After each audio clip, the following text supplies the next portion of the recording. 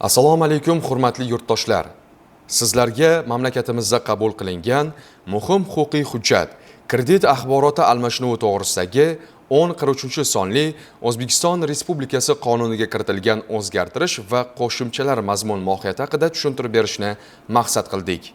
Ushbu qonun 2025-yil 14-yanvar kuni Qonunchilik palatasi tomonidan qabul qilindi va 20-fevral kuni Senat tomonidan ma'qullandi. So'nggi yillarda ba'zi fuqarolarning nomiga ularning xabari va roziligisiz kreditlar rasmiylashtirilgan holatlar uchramoqda. Bu kabi holatlar aholining huquqlarini buzadi va ularni moliyaviy muammolarga duchor qiladi. Mazkur qonun fuqarolarning roziligisiz kredit rasmiylashtirilishi, ya'ni boshqa shaxs nomiga kredit olish kabi holatlarni bartaraf etish hamda bu sohada shaffoflik va adolatni ta'minlashdan iborat. Bugungi brifingda ushbu qonunning mazmun mohiyati haqida ma'lumot beramiz. Kredit bitimi tuzishi taqiqlangan shaxslar reyestri yaratiladi.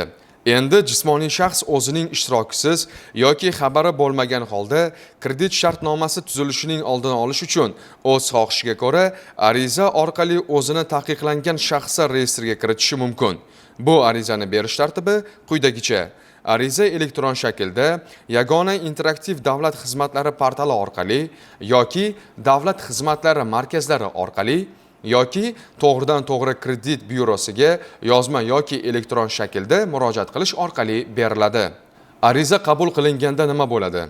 Kredit bitimi tuzishni taqiqlash yoki uni bekor qilish to'g'risidagi ariza kelib tushgandan so'ng, kredit byurosi darhol shaxsni taqiqlangan shaxslar reyestriga kiritadi.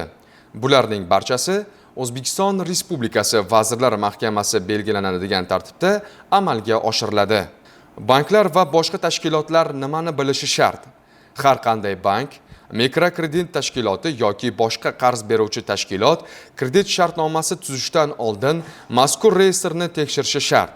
Agar reyestrdagi ma'lumot inobatga olinmasa, ya'ni shaxsga taqiqqa qaramay kredit berilsa, bu holat uchun tashkilot javobgar bo'ladi. Asaka Bank aksiyadorlik jamiyati tomonidan ushbu xizmatdan foydalangan jismoniy shaxslarga chakana kreditlar ajratish skoring tizimi tomonidan rad etiladi. Markaziy bank buni qanday nazorat qiladi?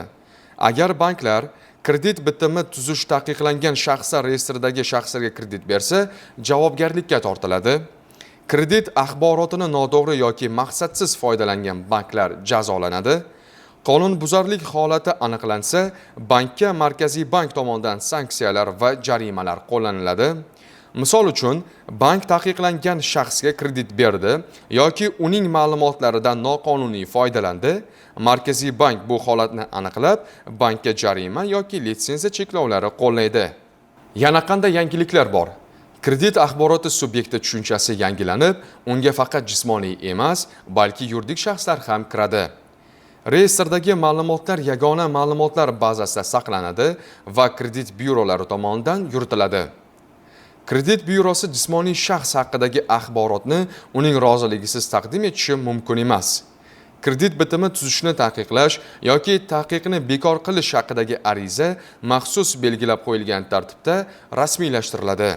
Bu qonun fuqarolarning moliyaviy xavfsizligini ta'minlash, nomiga kredit olinishining oldini olish, axborot shaffofligi va tashkilotlar faoliyatini tartibga solishga qaratilgan.